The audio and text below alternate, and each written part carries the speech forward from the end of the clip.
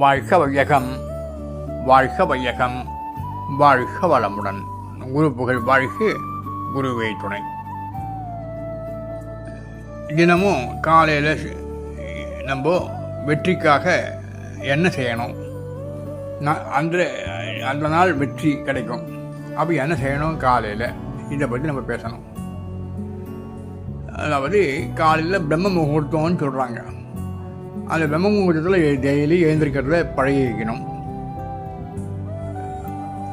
உடற்பயிற்சி செய்துட்டே இருக்கணும். உடற்பயிற்சி ஒரு 10-15 நிமிஷம் செய்தால் போதும். மற்றவைகளை நம்ம செய்யணும் இல்லையா, தியானங்கள் இருக்குது. அதனால் உடற்பயிற்சி முதல்ல செய்யணும். அப்புறம் தியானம் காலையில் செய்யணும். அதுக்கு முன்னால் சீக்கிரம் நம்ம பிரம்ம முகூர்த்தத்தை எழுந்திருக்கிறோம் இல்லையா, அப்போது நம்ம கரங்களை பார்க்கணும். ஏன் கரங்களை பார்க்கணும் அப்படின்னால், கரங்களிலே துர்கா லக்ஷ்மி சரஸ்வதி இருக்கான்னு சொல்கிறாங்க.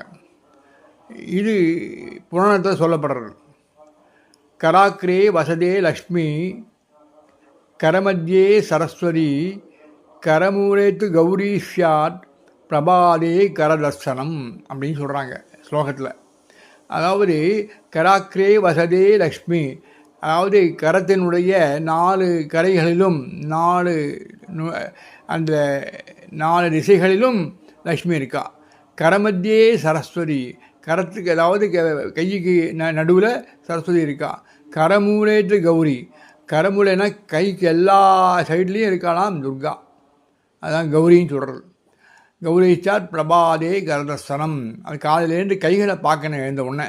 அதுக்கப்புறம்தான் அடுத்தது நம்ம சுத்தப்படுத்திக்கிட்டு உடற்பயிற்சிகளை பண்ணணும்னு சொல்கிறாங்க. அப்புறம் தியானம் பண்ணணும்னு சொல்கிறாங்க. தியானம் பண்ணிட்டு டெய்லி நம்ம அந்த என்னென்ன செய்யணுமோ, என்னென்ன தியானங்கள் பண்ணணுமோ செய்தாலே பிரம்ம முகூர்த்தத்திலே நமக்கு வான்காந்தம் புரியறதுனால நமக்கு எல்லாமே சக்ஸஸாக முடியும். வான்காந்தம் வருது. அந்த வான்காந்தம் நமக்கு வரதுனால, நம்ம மேலே மோதத்தினால நமக்கு எல்லா விஷயங்களும் நல்லா தெரியும். எல்லா விஷயங்களும் சக்ஸஸ் ஆகும். அதுதான் வான்காந்தத்திற்கும் ஜீவகாந்தத்திற்கும் ஒரு இணைப்பு இருக்கிறது. இலைகாந்தமும் அங்கே வர்றது. இலைகாந்தம் வான்காந்தம் என்றும் சேர்த்து நமக்கு ஜீவகாந்தத்தோட கலக்கிறதுனால நிச்சயம் நமக்கு எல்லா வெற்றியும் கிடைக்கும் காலையில். இதுதான் மகர்ஷி சொல்லிட்டு இருக்கார், எல்லா மகான்களும் சொல்லிட்டு இருக்காங்க. இதை நீங்கள் தெரிந்து கொள்ள வேண்டும். வாழ்க வளமுடன், வாழ்க வளமுடன்.